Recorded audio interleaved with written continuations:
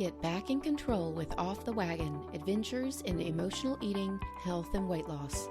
Each episode containing fork-sized mindset tweaks, perspective shifts, and lifestyle hacks to get you back on the wagon. Whether it's habit change, emotional eating, addictions, weight loss, willpower, or relationships, there's something here for you. So let's get on the wagon and get down the road to your goals with me, Christy R. Hall. Welcome to episode 37, where today we're talking about uncovering some of the hidden fears that are holding us back. And the reason why we're talking about this is because last week we talked about self-doubt, and several of you reached out to me and said, but Christy, I don't feel like I've got self-doubt. And so I wanted to dive a little bit further into this idea, this concept of self-doubt, and see if we can uncover some fears that may be preventing you from moving forward. No matter what it is that you've decided that you want to do, whether it's get a little bit more fit or, walk more steps or master your emotional eating or give up sugar or even lose 5 pounds or gain 10 pounds. Whatever you do, ultimately, if you're unable to accomplish it fairly easily with some degree of effort, but without, a monumental amount of effort, there's probably some sort of fear that is holding you back, keeping you stuck firmly in the place where you are right now. And let's be honest, it's a lot easier, right, to go through life not making any changes, right? It's totally uncomfortable and you may be miserable, but it's easy. It's what's known. It's comfortable. And it's easier to live with the uncomfortable that you know than it is to move into an area of uncomfortable or unknown. Because as far as the mind, the brain is concerned, anything that you've not experienced, anything that you are, that's considered an unknown is, and this may be a mild exaggeration, but it has the possibility for insta-death. Now, you and I both know that, when we're talking about, not eating emotionally today or not eating emotionally in response to this situation, that's not an insta-death situation. But the mind goes, but eating in response to this situation has helped us survive. Okay, that makes it the path we need to take.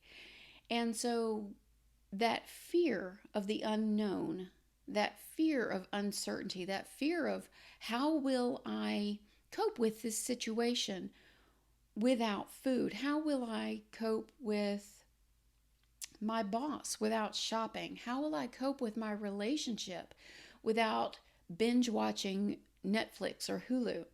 Those kinds of things, they're at the core of these stuck places.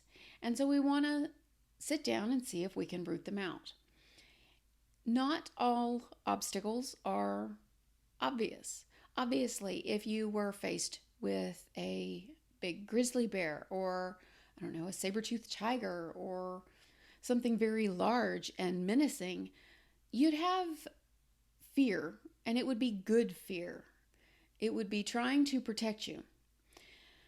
But most of us, on a normal, average, everyday basis, are still living with some degree of fight or flight, some degree of stress, living in this survival mode, or having this survival mode triggered, even though we may not be staying in it 24 hours a day, but we're still experiencing this. And how that stress manifests is excuses.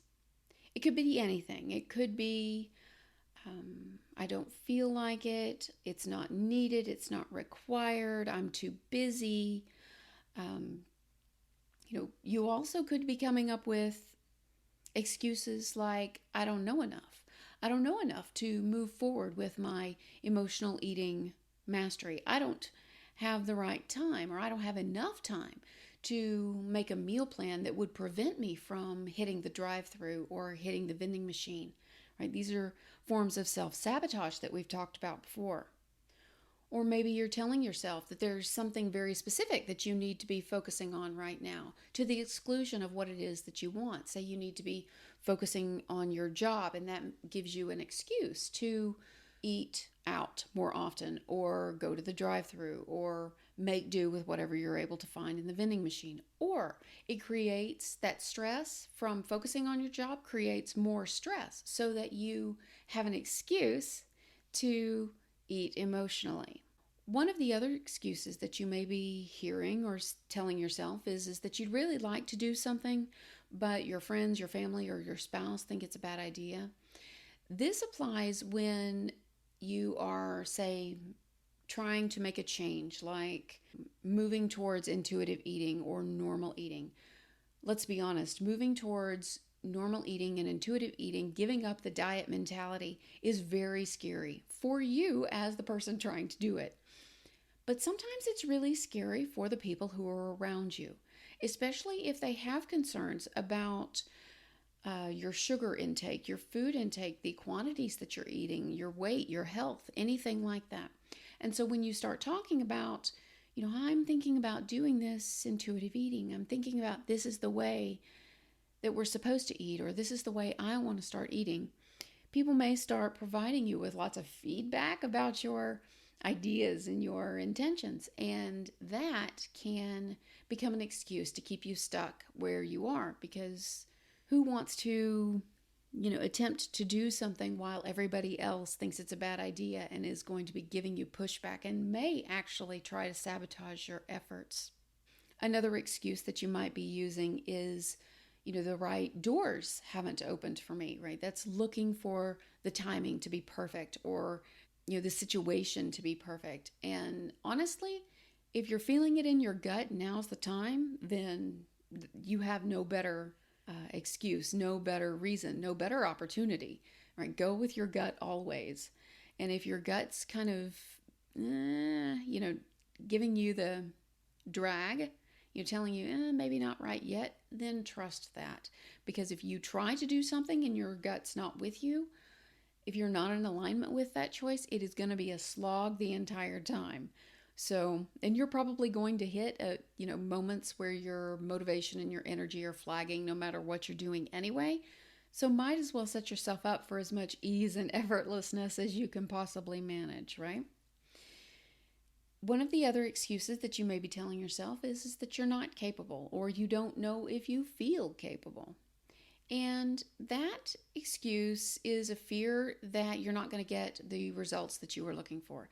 You're not going to lose the weight, or you're going to continue with your emotional eating habits, or you're going to set some deadline, some goal, and you won't reach it. And that will just reinforce the fact that you think that you are a failure and you can't accomplish your goals. Here's the thing though.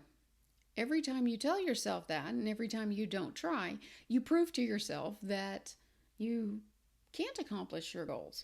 And while not everything works out all the time, as long as you keep moving forward, keep trying, you're still going to get something better than what you had, what you currently have, where you're currently at. And that's always better, right? Progress is always progress, and better is always better.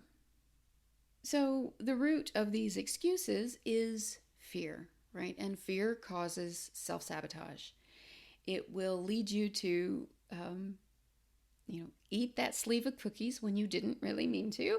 It can make you go out more than you intended. It can make you actually have more, or I should say stronger, emotional responses to situations that wouldn't normally bother you, which will in turn, right, cause you to eat emotionally. When you start thinking about, going on a plan or a program, even if it's not calorie restrictive or, carb, protein, fat restrictive, you may begin to have thoughts about restriction.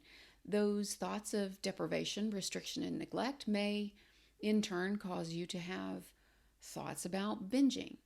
And it's really about that fear. So, The question is what is the fear? Is the fear related to disappointing yourself, disappointing someone else? That fear of failure, dive deeper into it. What's it really about? Right? Failure is never really failure because you're only labeled a failure if you stop. Right? Failure is a terminal status. If you continue to try, then you have moments when you receive negative feedback or not the results you were looking for, but that's not failure. That's feedback. That's an opportunity for improvement. It's when you sit down or give up or throw in the towel that if you do that before you've accomplished your goal, that the overall effort becomes labeled a failure. And you can avoid that by simply deciding for yourself that perhaps that situation, that goal, that achievement wasn't that important to you. It's when you give up on a goal or an achievement that's really important to you that you have failed, right? So get clear on that. If it's really important to you, keep going. If it's not, then don't do it. And if you decide it's not important and to not continue doing it, then you absolutely have not failed. In fact, you have succeeded. What's worse, continuing on a path, doing something that does not make you happy, that actually doesn't get you any closer to a goal that you didn't really want in the first place, or not doing it and getting on with doing something that you actually do want to do, accomplishing goals you actually do want to accomplish, and being the best version of yourself, right? Accomplishing what you came here and have been put on this planet, in this universe, to accomplish. Personally, I think that, if it's not important to you, let it go, move on, and go do something that's really meaningful and powerful to you. So you may find yourself procrastinating as another form of fear or self-sabotage. This happens when your goal is kind of large. If for some people, losing a lot of weight is a very large goal. For other people, trying to manage something like emotional eating that they've been struggling with all their lives, that seems like a huge deal. And so you keep starting over. You keep stopping and starting. You keep starting again on Monday and putting it off, right? When something goes not quite right or when you screw up a little bit, right? That's a form of procrastination, which is also a form of self-sabotage. But regardless of that self-sabotage, the root is based in fear. So, how do you uncover the roots of your fear, right? What is the root cause, the basis? What's keeping you stuck?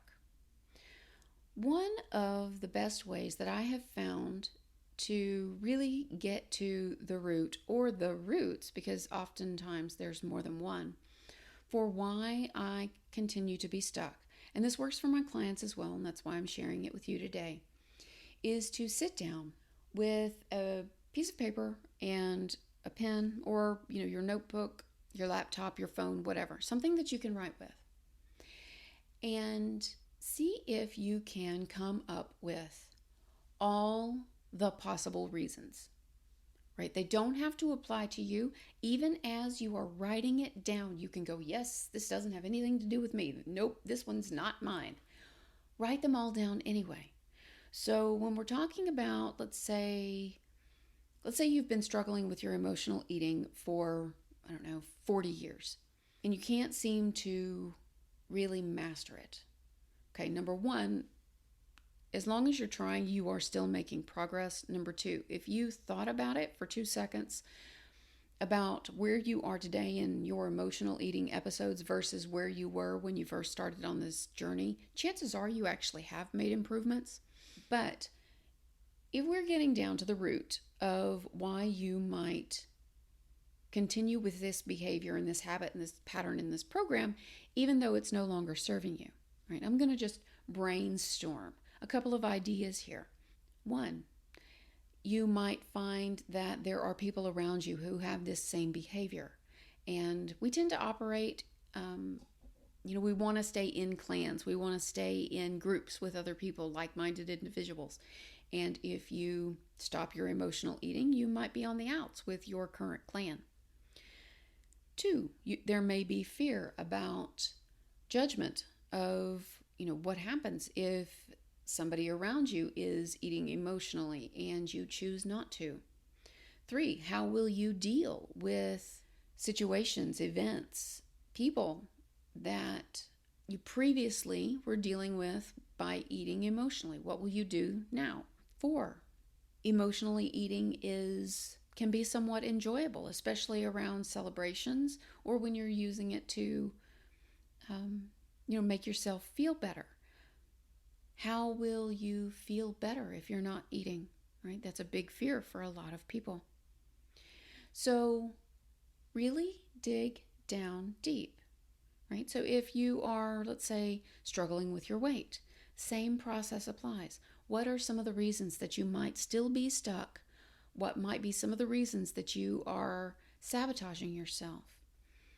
Maybe you don't really want it, but somebody else wants it for you. Maybe you have fears about being attractive to the opposite sex.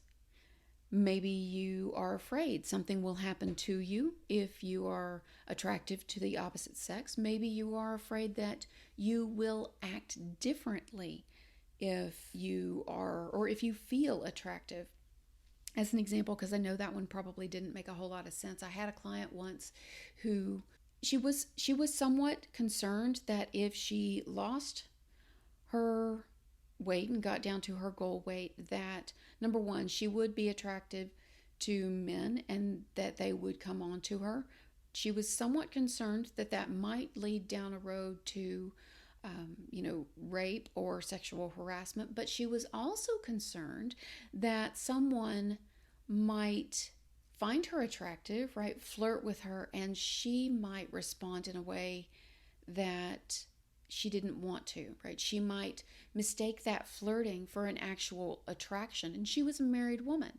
So she didn't want to find herself in an affair or in an emotionally charged situation with someone who wasn't her husband. So that was a big fear for her. So other fears might be, if you have a lot of weight to lose, what if you have excess skin? What if you don't have money to afford new clothing? What if your friends or your family reject your new form? What if losing all the weight doesn't actually give you the feeling that you have been spending all your time and energy and effort trying to obtain? Right? So these are some of the fears that can keep you stuck. So dive down, see if you can uncover what those fears may be. Now, equally important to determining what those fears are is overcoming them, right? Because if you've got these fears, it does you no good to know that you've got them unless you can do something about them. So, I want to give you a couple of tips and tricks and practices that you can use to begin to overcome some of these fears. One of them has its basis in meditation or hypnosis. And that is, kind of a guided imagery or imagination type process where you think about the process of being successful. How would it be to go through this situation with, your boss or your friends or your family or your spouse? How would you deal with a situation without emotionally eating? How would you deal with a death in the family without emotionally eating? How would you deal with, let's say, looking in the mirror and finding, here you are at your goal weight, but you're still not pleased with what you see in the mirror? How are you going to deal with that without emotionally eating?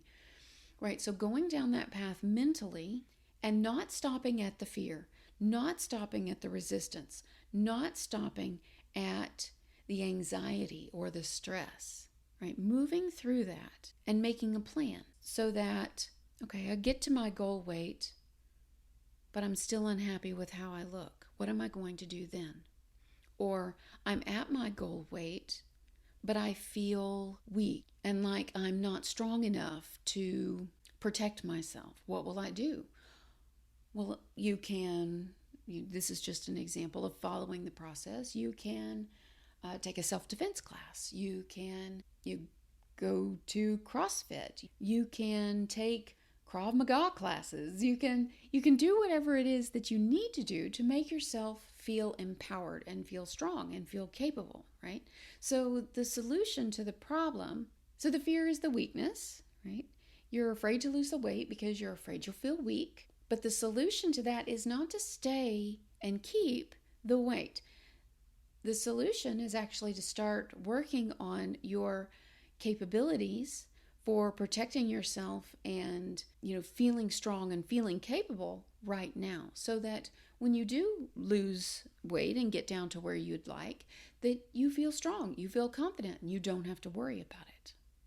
Another way that you can use this, we sometimes call it future pacing, but this idea of walking down the path of what you think that your future is going to look like, or what you want your future to look like. A lot of times people struggle because they don't know what success looks like. They don't know what success feels like. And so when you go down this path, you can practice in your mind. What does success feel like? What would it feel like to have a stressful day at work and come home and go for a walk instead of eating a bag of chips? Would you feel proud? Would you feel excited and hopeful that this new way could be your way?